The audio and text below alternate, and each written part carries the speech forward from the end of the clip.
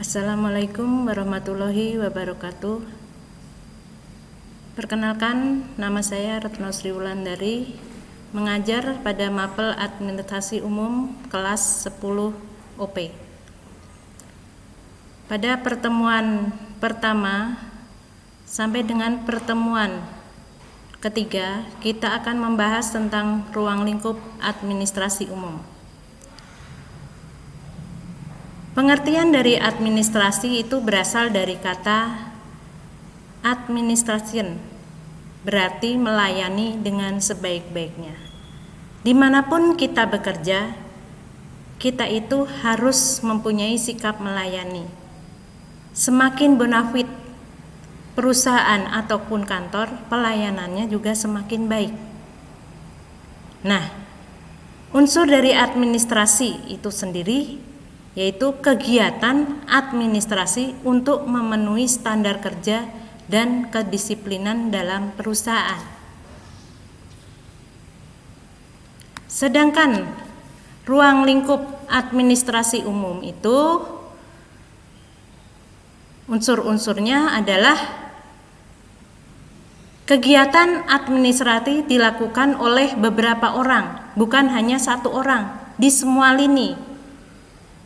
Misalnya di bagian keuangan ada administrasinya, di bagian kepegawaian ada administrasinya, di bagian produksi ada administrasinya. Jadi seluruh lini menggunakan administrasi, baik catat mencatat dan sebagainya.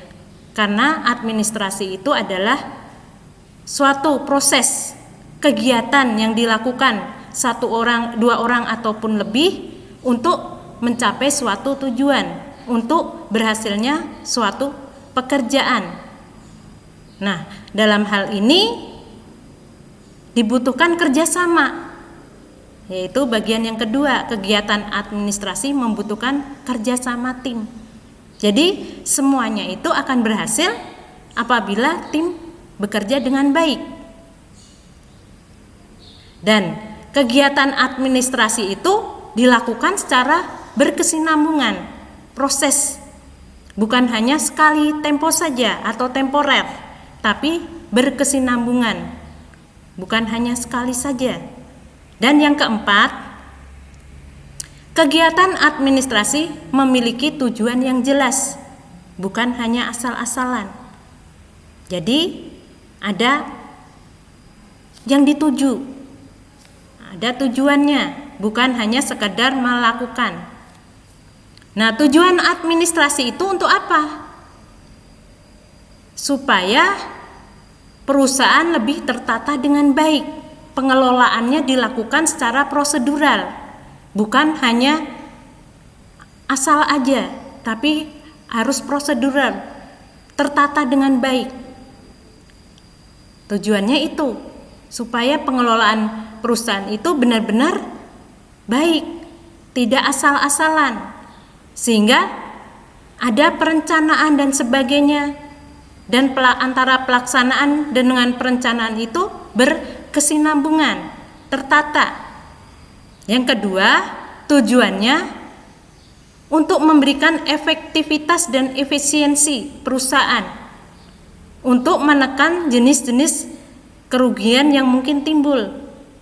Jadi perusahaan sudah memikirkan sebelumnya. Dan yang ketiga, administrasi diterapkan dengan tujuan untuk mencegah timbulnya kesalahan atau kecurangan. Karena dengan administrasi yang baik akan terlihat mana orang yang berbuat curang dan tidak. Karena apa? Tertulis, tertata. Ada, bukan hanya sekedar omongan doang, tapi ada bukti nyatanya. Nah, selain itu ada ruang lingkupnya. Ruang lingkup administrasi umum itu yaitu pertama, jenis-jenis administrasinya yaitu administrasi publik, terus administrasi lingkungan, administrasi pembangunan.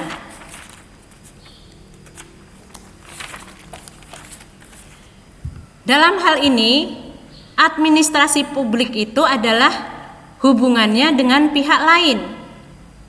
Ya.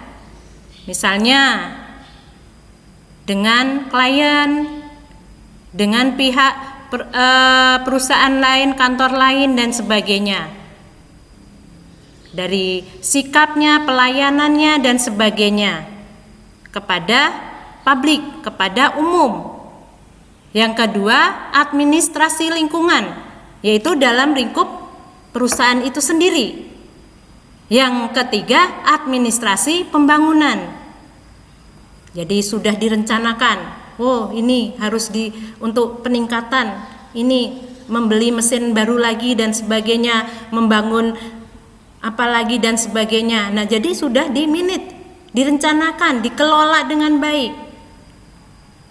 Nah, fungsi administrasi sebagai fungsi investasi.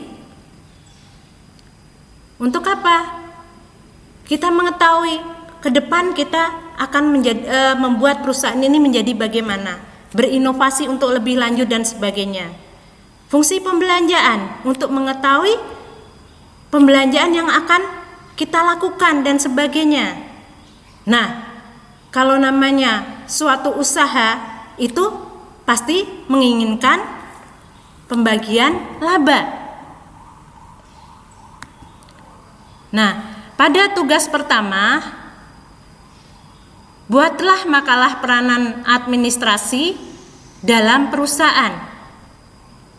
Kamu buat ya, ditulis tangan di kertas folio bergaris dan kalian kumpulkan pada ketua kelompok kalian masing-masing. Demikian pertemuan pertama pada hari ini, mudah-mudahan dapat dipahami dan dapat dikerjakan dengan baik. Selamat bekerja. Wassalamualaikum warahmatullahi wabarakatuh.